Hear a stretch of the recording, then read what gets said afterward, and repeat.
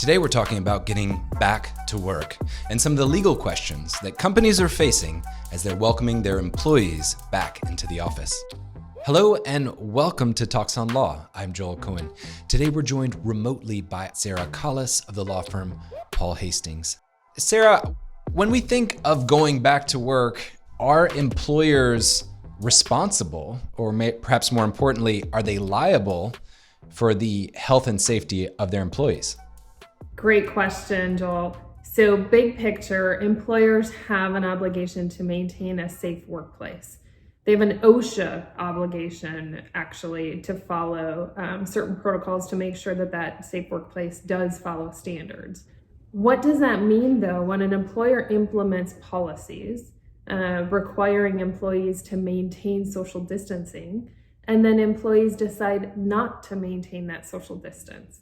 I think it's challenging because you can't waive that OSHA obligation, but on the flip side, you also can't force employees to maintain their social distancing if they're the ones voluntarily choosing to avoid social distancing. So it's a balance between the two. What I've counseled a lot of clients to do is make sure that your policies have an acknowledgement, making sure the policies are up to date and current and compliant, while at the same time making sure employees are aware of those policies and they've been trained on those policies.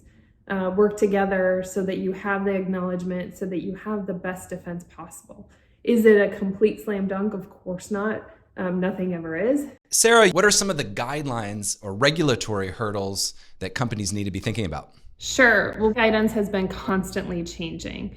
And so it's difficult for companies to say what guidance prevails. If at the end of the day, your biggest concern is litigation risk and what is most defensible, you really need to think big picture then and implement and follow the most restrictive guidance. And landlords, going one step further, expect you to maintain a workplace that is free from hazards. And so that piece of it, the reasonable steps that you need to take to maintain a safe workplace, really is to follow the guidelines. And when you're looking at two separate guidelines, the more restrictive is going to be the best defensible. Sara, what about some of the basic concerns that all employers are having, how to make an office safe for their employees?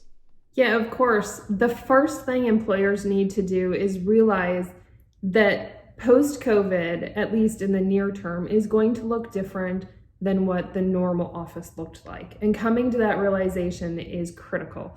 But even beyond that is notifying employees of your plans and of your expectations. Understanding what employees' concerns are will help you better plan for returning to the office if you aren't back already. And when we're thinking about health and safety, there's a lot that goes into planning the return to the office. First, you want to tell employees, as I said earlier, about the significant efforts that you are undertaking. Every little step that employees understand that you're taking efforts to improve the workplace for them will improve the office morale, which will make returning to work much easier for everyone. Second, you want to clearly communicate anticipated changes and the requirements prior to employees returning to work. Things like temperature checks, things like whether it's an app or whether it's online that they're going in and certifying that they don't have these symptoms prior to returning to work. Employees need to know what's expected of them. You also should be reinforcing your sick leave policies. Employees need to be reminded that if they're sick, they should stay home. There are a lot of changes in the law here, a lot of local changes that you need to be aware of to make sure that your policies are compliant and that you're providing sufficient sick leave for employees. What about if the employee just doesn't want to come in? Is that risk aversion something that needs to be reflected in employee manuals? We have seen many employers struggle with that concept of employees who don't want to return to work.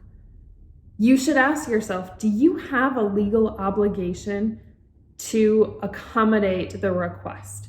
Perhaps you didn't before, but the landscape looks different now. So you need to be thinking about whether you need to engage in the interactive process. And I know that's a phrase that many people shy away from. Interactive process, I mean, without going in depth too much, Can you give a quick gloss on what that is? Sure. So you have to engage in a conversation with the employee to determine whether what they're asking you to do is something that you can reasonably accommodate. Can you change your job or the job that employee is performing to be able to accommodate that employee's needs? Does it become an undue hardship?